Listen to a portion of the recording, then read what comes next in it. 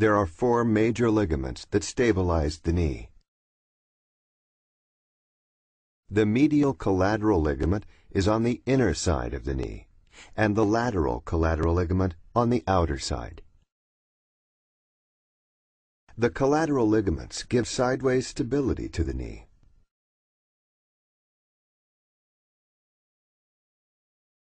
Two ligaments cross in the center of the knee. They are called the cruciate ligaments. The ligament toward the front is the anterior cruciate ligament, or ACL, and the one towards the back is the posterior cruciate ligament.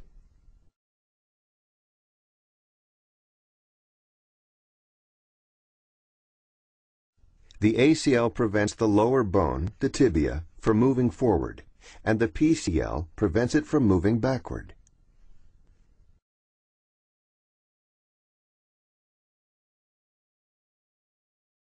If the ACL tears, the tibia can move forward too much, and the knee can be unstable.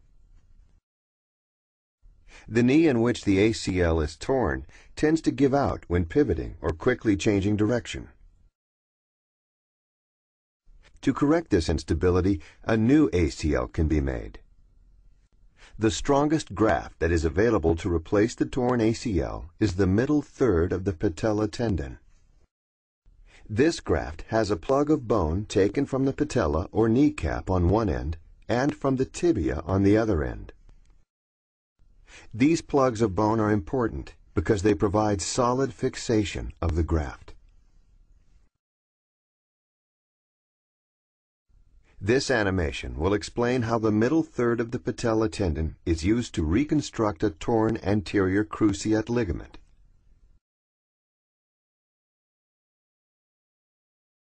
The graft that is taken from the middle third of the patella tendon is about 10 centimeters long.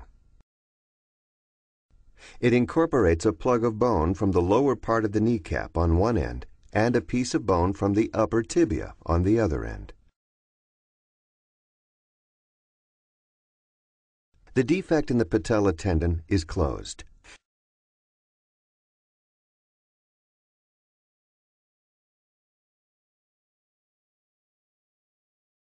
The tendon heals and eventually regains its strength. This graft can also be taken from a cadaver. This has some advantages, but also some risks. The rest of the operation is performed with the aid of the arthroscope while viewing the inside of the knee on a television monitor. The arthroscope is introduced into the knee and the joint is inspected.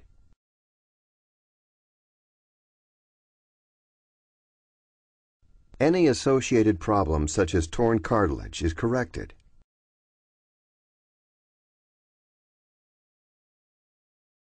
To create a tunnel in the proper location in the tibia, a guide pin is passed through the upper tibia.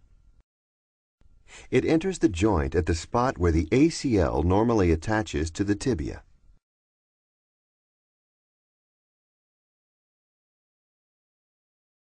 The guide pin is over-drilled with a cannulated drill. A guide pin is now passed through the tibia tunnel and into the femur. It is drilled into the bone at the spot where the ACL normally attaches to the femur. The pin is over-drilled to the appropriate depth.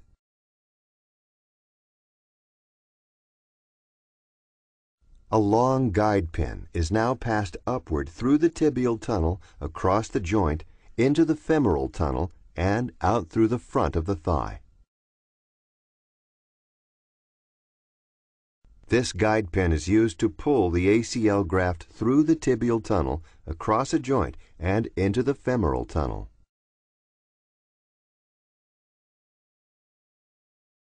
The knee is fully flexed.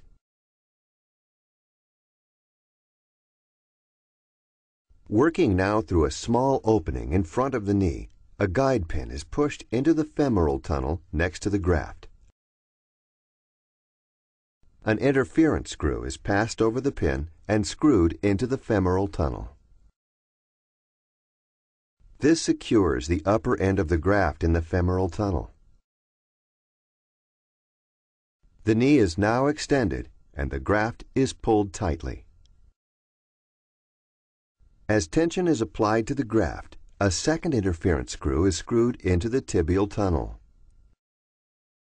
This locks into place the lower end of the graft within the tibial tunnel. The screws securely hold the new ACL in place until the bone plugs heal in place. The knee is now stable and motion can begin immediately. In fact, a continuous passive motion machine, or CPM, is used to slowly move the knee about 23 hours a day. This early and continuous motion is very important to decrease knee pain, to quickly regain knee motion, and to avoid problems with the kneecap.